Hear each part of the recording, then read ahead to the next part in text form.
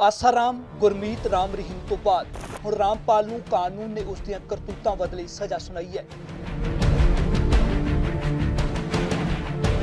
ਸਾਡੇ ਦੇਸ਼ ਵਿੱਚ ਹਰ ਰੋਜ਼ ਕੋਈ ਨਾ ਕੋਈ ਅਜਿਹੀ ਖਬਰ ਪੜ੍ਹਨ ਸੁਣਨ ਨੂੰ ਮਿਲਦੀ ਹੈ ਜਿੱਥੇ ਕਿਸੇ ਦੇਵ ਪੁਰਸ਼ ਦੀਆਂ ਕਰਤੂਤਾਂ ਨੇ ਦੇਸ਼ ਨੂੰ ਸ਼ਰਮਸਾਰ ਕੀਤਾ ਹੋਵੇ।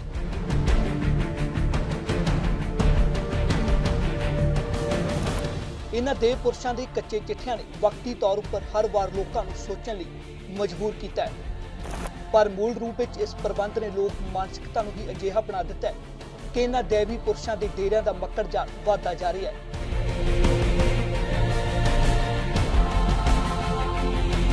अजकल के डेरेदार डेरियां च घट ते जेलों कचहरियां च ज़्यादा चक्कर कटते वेखे जाते हैं।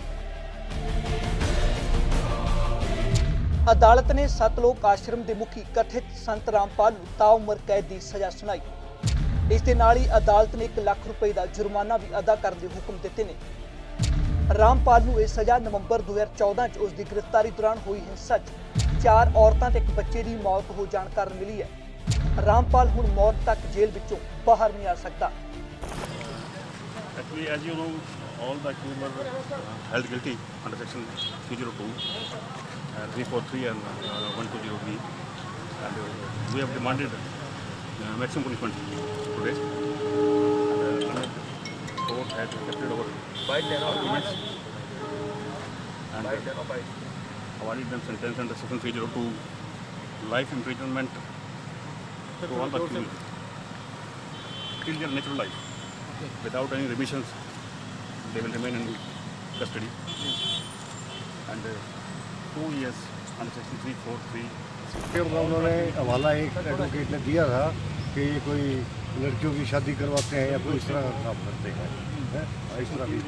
जज ने कोई विशेष टिप्पणी की हो इस मामले में? कोई विशेष टिप्पणी जज साहब ने ये कहा था कि ये बिल्कुल फैग एंड में मेरे पास आया था केस। पहले दूसरे जज साहब थे, उन्होंने सारा एविडेंस रिकॉर्ड की थी इसमें। अब लास्ट पे इनके पास आया था तो इन्होंने सारी अपने एविडेंस देख के फिर इन्होंने केस डिसाइड किया था। और बाकी जो है उन्होंने ये कहा था कि इसमें इस शहर को भी पता है, बाहर सारे हरियाणा को भी पता है कि उस दिन उस दौरान क्या हुआ था, कैसे हुआ था।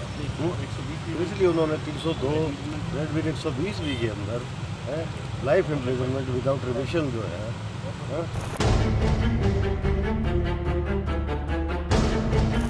ਤਾਂ ਉਧਰ ਰਾਮਪਾਲ ਦੇ ਵਕੀਲ ਅਦਾਲਤ ਦੇ ਫੈਸਲੇ ਨਾਲ ਸਹਿਮਤ ਨਹੀਂ ਹੋਏ। ਉਹਨਾਂ ਰਾਮਪਾਲ ਵੱਲੋਂ ਕਿਹਾ ਕਿ ਉਹ ਧਾਰਮਿਕ ਕੰਮ ਕਰਦਾ ਹੈ, ਗਰੀਬ ਅਤੇ ਬੇਸਹਾਰਾ ਲੋਕਾਂ ਦਾ ਸਹਾਰਾ ਬਣਦਾ ਹੈ। ਜਿਸ ਕਤਲ ਕੇਸ 'ਚ ਰਾਮਪਾਲ ਨੂੰ ਸਜ਼ਾ ਸੁਣਾਈ ਗਈ ਹੈ, ਦਰਅਸਲ ਉਹ ਕਤਲ ਨਹੀਂ ਸਗੋਂ ਉਹਨਾਂ ਦੀ ਮੌਤ ਦਮ ਘੁੱਟਣ ਨਾਲ ਹੋਈ ਸੀ, जिस की जिम्मेवार पुलिस है। इस केस में 5 मृत्यु हुई थी, जिसमें 4 महिलाएं और 1 बच्चा 1.5 वर्ष का था।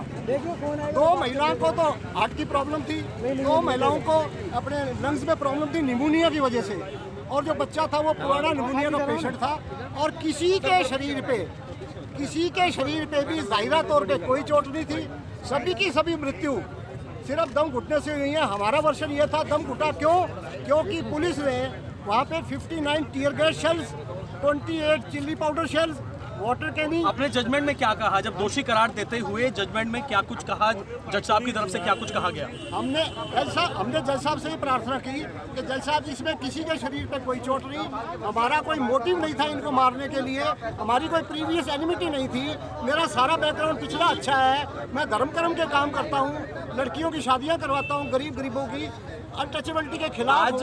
इसमें ब्रीफ में क्वांटम और सेंटेंस की जो आर्गूमेंट उसको कोर्ट ने सुना और उस तमाम बातों को देखते हुए उन्हें लगा कि इसमें शायद इस बात से नहीं सहमत हो कि संत रामपाल दास जी लगातार मानवता भलाई का कार्य करते रहे हैं। वो हरियाणा सरकार के एम्प्लॉय भी रहे हैं, कबीर पंथ रहे हैं, कबीर के सिद्धांतों पर चलने की बात और उनके सिद्धांतों को मानने का प्रयास वो कर रहे हैं। कन्या भ्रूण हत्या, दहेज रहित शादियाँ, जाति प्रथा रहित और ये सब चीज़ें समाज को संभालने का काम किया, नशा मुक्त समाज को बनाने का काम किया है।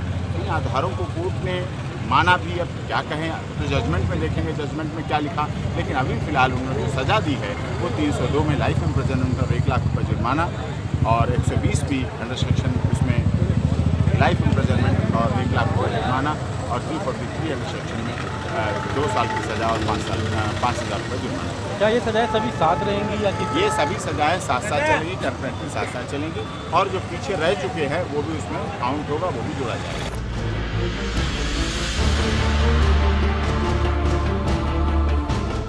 ਅਦਾਲਤ ਦੇ ਇਸ ਫੈਸਲੇ ਖਿਲਾਫ ਰਾਮਪਾਲ ਦੇ ਵਕੀਲਾਂ ਨੇ ਉੱਚ ਅਦਾਲਤ ਦਾ ਦਰਵਾਜ਼ਾ ਖੜਕਾਉਣ ਦੀ ਗੱਲ ਕਹੀ। ਉਹਨਾਂ ਕਿਹਾ ਕਿ ਉਹ ਨਿਆਂ ਲਈ ਹਾਈ ਕੋਰਟ ਜਾਣਗੇ।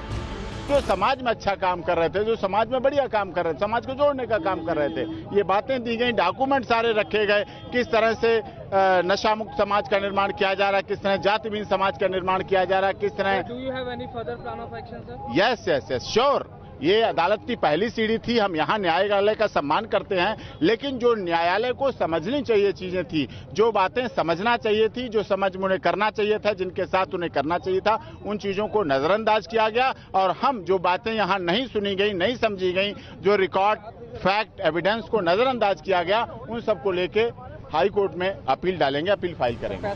ਹਾਲਾਂਕਿ ਰਾਮਪਾਲ ਦੇ ਵਕੀਲ ਉਸ ਨੂੰ ਦੁੱਧ ਧੋਤਾ ਦੱਸ ਰਹੇ ਨੇ। ਕਾਨੂੰਨ ਉਹਨਾਂ ਨੂੰ ਹੱਕ ਵੀ ਦਿੰਦਾ ਹੈ ਕਿ ਉਹ ਹੇਠਲੀ ਅਦਾਲਤ ਦੇ ਫੈਸਲੇ ਤੋਂ ਸੰਤੁਸ਼ਟ ਨਾ ਹੋਣ ਕਾਰਨ ਉੱਚ ਅਦਾਲਤ ਜਾ ਸਕਦੇ ਨੇ। ਪਰ ਇਹਨਾਂ ਅਖੌਤੀ ਦੇ ਪੁਰਸ਼ਾਂ ਨੇ ਸਦਾ ਆਪਣੇ ਭਗਤਾਂ ਦਾ ਕੇਵਲ ਸ਼ੋਸ਼ਣ ਹੀ ਨਹੀਂ ਕੀਤਾ, ਸਗੋਂ ਬੜੀ ਹੀ ਚਲਾਕੀ ਦੇ ਨਾਲ ਸਮਾਜ ਦੇ ਇੱਕ ਖਾਸ ਵਰਗ ਦੇ ਹਿੱਤਾਂ ਦੀ ਪੂਰਤੀ ਵੀ ਕੀਤੀ ਹੈ, ਜਿਸ ਨਾਲ ਉਹਨਾਂ ਦੇ ਲੁੱਟ ਭਰੇ ਰਾਜ ਦੀ ਉਮਰ ਵੀ ਲੰਮੀ ਹੁੰਦੀ ਹੈ।